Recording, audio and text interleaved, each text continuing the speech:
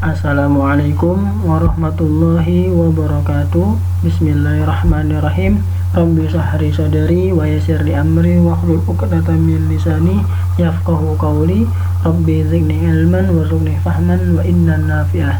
Kali ini kita akan belajar tentang pecahan senilai. Ini ingat ya, yang Bapak bahas kali ini materi kelas 4 semester 1. Langsung saja kita bahas ke slide berikutnya. Memahami pecahan yang senilai. Ada dua kunci. Yang pertama, pecahan senilai adalah pecahan yang memiliki nilainya sama. Dalam artian, walaupun angkanya berbeda, tapi memiliki nilai yang sama. Di bawah ini terdapat lagi penjelasan. Dalam mengerjakan pecahan senilai, bisa dengan cara dikalikan atau dibagi dengan angka yang sama, baik pembilang maupun penyebutnya. Jadi, dalam mengerjakan pecahan yang senilai ini, kita bisa mengalihkan atau membagi dengan catatan harus dengan angka yang sama, baik pembilang maupun penyebutnya. Jadi dalam mengalihkan atau membagi tidak boleh berbeda dengan angka antara penyebut dan pembilangnya. Agar lebih paham dan lebih memahami, kita lanjut ke slide berikutnya.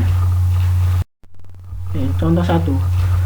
2/3 memiliki nilai yang sama dengan 4/6 atau 6/9 dan seterusnya. Kenapa begitu? Kita lihat caranya atau penjelasannya. 2/3 sama-sama dikalikan dengan 2. Nih, pembilang dan penyebutnya sama-sama dikali 2. Ini atasnya kan pembilang namanya. Ini namanya penyebut. 2 dikali 2 hasilnya 4. 3 kali 2 hasilnya 6. Jadinya harus sama-sama dikali 2. Gak boleh atasnya dikali 2, bawahnya dikali 3. Itu gak boleh. Itu namanya bukan pecahan yang senilai. Nomor 2 juga begitu, 6/9. 2 dikali 3, 3 dikali 3, jadi 6/9. 2 kali 3 hasilnya 6, 3 kali 3 hasilnya 9. Begitu juga dengan seterusnya, bisa 2 kali 4, 3 kali 4 gitu. Kita lanjut ke soal berikutnya yang agak lebih susah. Nih, contoh soal nomor 1, pecahan apa saja yang memiliki nilai yang sama dengan 4/5? Pecahan apa saja, berarti dia minta jawaban lebih dari satu jawaban. Jawabannya adalah nih, dari yang kecil dulu. 4 dikali 2 hasilnya ada 8. 5 kali 2 hasilnya 10. Jadi 4/5 memiliki nilai yang sama dengan 8/10 karena sama-sama bisa dikali 2. Begitu juga yang bawahnya. 4 kali 3 hasilnya 12. 5 kali 3 hasilnya 15. Jadi 12/15. Begitu juga seterusnya, 4 kali 4 hasilnya 16, 5 kali 4 hasilnya 20.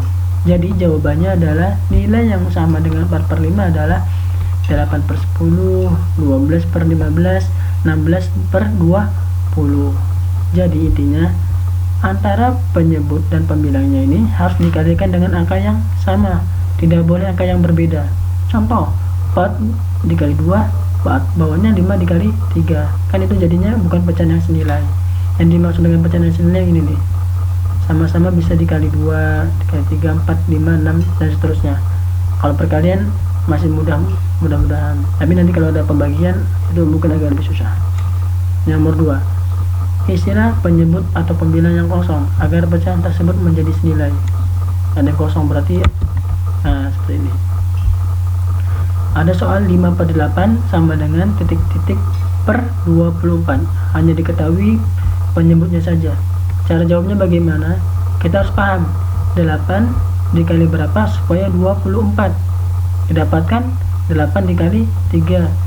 Karena 8 dikali 3 hasilnya 24, maka otomatis pembilangnya 5 dikali 3. Karena kan tadi sudah dibilangin, kalau bawahnya dikali 3, atasnya juga dikali 3. Nggak boleh dengan angka yang beda. 8 kali 3 hasilnya 24, berarti 5 kali 3 hasilnya 15. Nih, 15/24. Maka pembilangnya juga dikali 3, nggak boleh berbeda.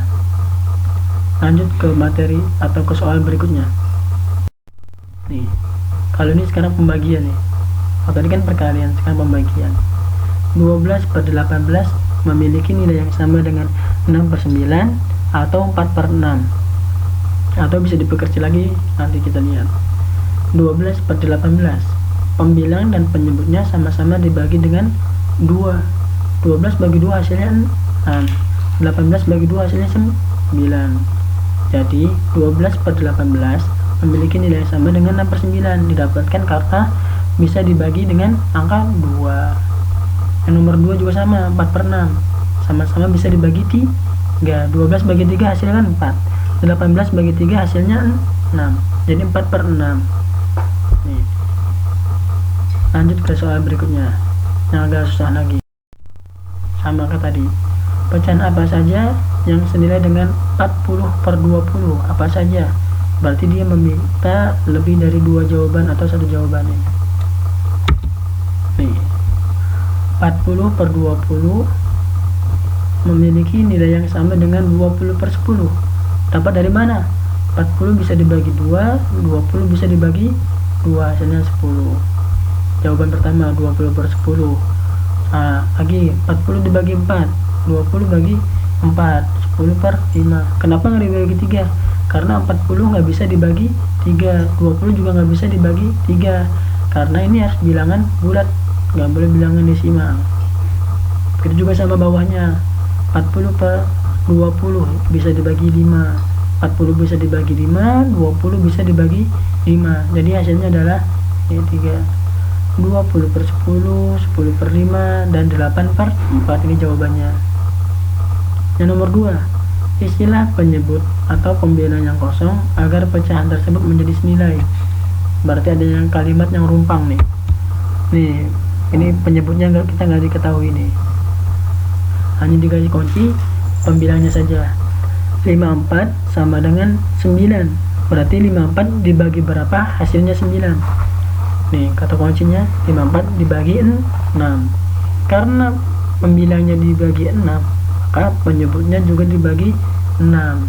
Hasilnya berapa? 10. Bisa dilihat penjelasannya. Karena sudah diketahui pembilangnya adalah 9, didapatkan dari mana? Dari 54 dibagi 6. Nih, 54 bagi 6 hasilnya 9. Maka dengan begitu penyebutnya juga dibagi 6. Hasilnya adalah 10. Jawabannya adalah 9 per 10. Kalau materi ini, kata kuncinya yang paling penting adalah kalian semua harus sudah bisa paham tata cara menghitung perkalian dasar dan pembagian dasar agar lebih memudahkan menghitung bilangan-bilangan yang agak rumit lah, angka-angka yang besar. Tujuannya lebih gampang menemukannya. Kalau bisa kalian sudah hafal perkalian, sudah hafal pembagian, itu lebih bagus. Mungkin itu saja yang dapat Bapak sampaikan. Kalau ada yang salah dalam penjelasan Bapak, kalian bisa membentukkannya ya di kolom komentar. Bapak akhiri, wabillahi taufiq wal hidayah. Wassalamualaikum warahmatullahi